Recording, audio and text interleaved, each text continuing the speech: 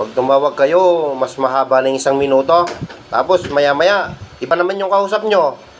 Ginugugol nyo yung mga break time nyo. Ano ba?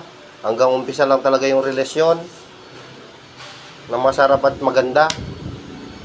Bandang huli, wala na.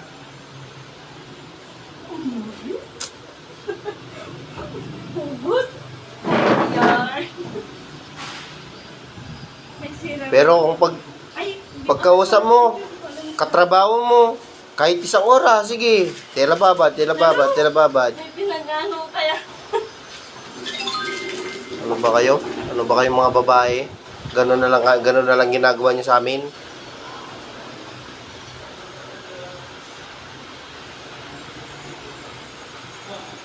Ano ba yung importante? Asawa o katrabaho? Sagot.